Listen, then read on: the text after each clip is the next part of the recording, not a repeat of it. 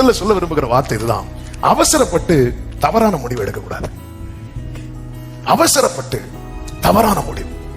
இந்த எலிமலைக்கு என்ன பண்ணிட்டான் அப்படின்னா, பஞ்சம் உண்டானது தன் மனைவி பிள்ளைகளை அழைத்துக் கொண்டு பெத்லகேமில் இருந்து எங்க போயிட்டான் அப்படின்னா மோவாபுக்கு போயிட்டான். ஏன் தீர்மானம் எடுத்தார்? அவர் சொல்வார், நான் இருக்கிற இடத்துல பஞ்சம், அதனால நான் மோவாபுக்கு போனேன். மோவாப், உன் பார்வைக்கு மோவாப்ல ஆகாரம் இருக்கிறது, பெத்லகேம்ல ஆகாரம் இல்ல. ஆனா உன் பார்வைக்கு தெரியாத ஒரு காரியம் இருக்கிறது. என்ன தெரியுமா? மோவாப்ல கர்த்தருடைய சாபம் இருக்கிறது, பெத்லகேம்ல கர்த்தருடைய ஆசீர்வாதம் இருக்கிறது. இது தெரியல. அவசரத்துல நம்ம ஒரு தீர்மானம் எடுத்து ஒரு நஷ்டம் வந்துட்டு, ஒரு இழப்பு வந்துட்டு, உடனே திருப்பி அதே தப்ப பண்ணாம ஆண்டவர் சமூகத்துல இருந்து, ஆண்டவரே, ஒரு சங்கீதத்துல தான் தாவீது சொல்லியிருப்பார், என் புத்தியினத்தை நீர் அறிவீரப்பா. அடுத்து இன்னொன்னு சொல்லுவார் தெரியுமா? உமக்கு காத்திருக்கிறவர்கள் என் நிமித்தம் வெட்கப்பட்டு போகாதபடி செய்யும். இது ரொம்ப முக்கியம்.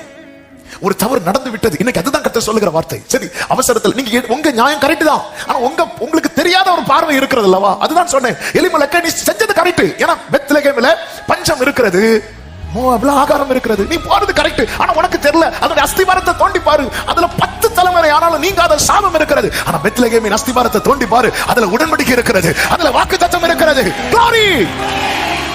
இன்னைக்கு கர்த்தர், இன்னைக்கு பெத்லகேமா உங்களுக்கு பேசுகிறேன். நீங்க பெத்லகேமா இருக்கலாம், நீங்க பெத்லகேமா இருக்கலாம், ஆனா உன் அஸ்திவாரத்தை தோண்டி பாரு, உன் மேல உடன்படிக்கை இருக்கிறது, உன் மேல வாக்குத்தத்தம் இருக்கிறது. எத்தனை பேர் ஆமென் சொல்வீங்க?